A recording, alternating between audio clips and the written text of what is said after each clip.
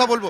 চিন্ময়, কিছু সময় আগেই তোমরা 1.5 ঘন্টার একটা আলটিমেটাম দিয়েছো রাজ্যের মুখ্যমন্ত্রী মমতা বন্দ্যোপাধ্যায়ের উদ্দেশ্যে। সেই সময়সীমা কিন্তু শেষ, 3:05 বাজে ঘড়ির কাঁটায়। কি করবে এখন আপনাদের পরবর্তী কি পদক্ষেপ? আমরা আলোচনায় বসছি, আলোচনায় বসে আমরা সবাই মিলে কথা বলে পরবর্তী কী পদক্ষেপ নেওয়া যায় সেটা ভাবছি। আমরা আমাদের এই যে বিকাশ ভবনের ভেতরে প্রবেশ করে আমাদের আন্দোলন এটা কন্টিনিউ চলবে। বিকাশ ভবনের ভেতরে যারা আধিকারিকরা রয়েছেন পুরোটাই তো দুর্নীতিতে ভরা, সবাই না হলেও ম্যাক্সিমামটাই তাই। তো সেই দুর্নীতির ঘুঘুর বাসা যেটা, সেই দুর্নীতির ঘুঘুর বাসার জন্যই আজকে আমাদের এই পথটা অবলম্বন করতে হচ্ছে। তো সেই জায়গায় দাঁড়িয়ে আমরা আজকে কাউকে বাড়ি যেতে দেবো না, আমরা তাদেরকে আটকে রাখছি। প্রয়োজনীয় জিনিসপত্র আমরা অবশ্যই অ্যালাউ করব, কিন্তু তারা বাড়ি যেন না যায় সেটা আমরা এনশিওর করব।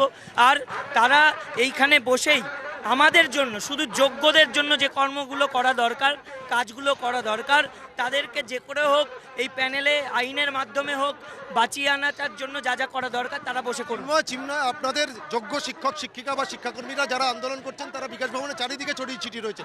পিছনের গেটে আপনাদের বেশ কিছু আন্দোলনকারী তারা আক্রান্ত হয়েছেন। সব্যসাচী দত্ত তৃণমূল নেতা, তার অনুগামীদের হাতে, কি বলবেন?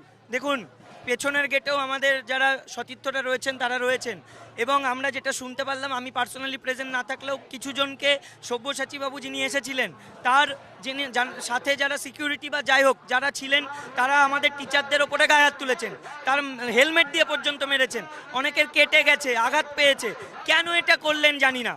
এই ধরনের অমানবিক কাজ, একটা পৈশাচিক কাজ উনি কিভাবে করতে পারেন? এটা কিভাবে অর্ডার দিলেন তার সিকিউরিটিদেরকে? এটার তীব্র নিন্দা জানাই। পরিকল্পনা করেই এসেছিলেন এখানে একটা অশান্তির বাতাবরণ তৈরি করার?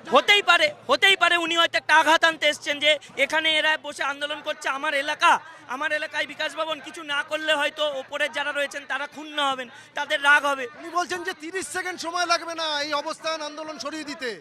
30 সেকেন্ড সময় লাগবে না আমাদের একসাথে এখানে কিছু বড় কিছু ঘটিয়ে দিতেও। 30 সেকেন্ড ওনার যেমন লাগবে না এটাকে সরাতে, উনি বলছেন 30 সেকেন্ড আমাদেরও লাগবে না যদি আমরা রাস্তায় নেমে তীব্র কিছু ভাবি। সেটা ভাবছি না বলেই সবাই এখানে এরকম ভাবে বসে আছে। আপনারা কি বিকাশ ভবনের ক্যাম্পাস ছাড়বেন না? না, আমরা ক্যাম্পাস ছাড়বো না। আমরা তো চাইছি, আমরা তো শিক্ষক শিক্ষিকা শিক্ষাকর্মী, আমরা আগুন ধরাতে ডাকাতদের মতো আন্দোলন করতে তো আসিনি।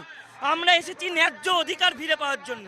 তার জন্য যা যা করা হয়েছে, যা যা করণীয় আর কি পদ্ধতি অবলম্বন করা হয়েছে আমাদেরকে সরাসরি সর্বসমক্ষে মুখ্যমন্ত্রী এসে জানান।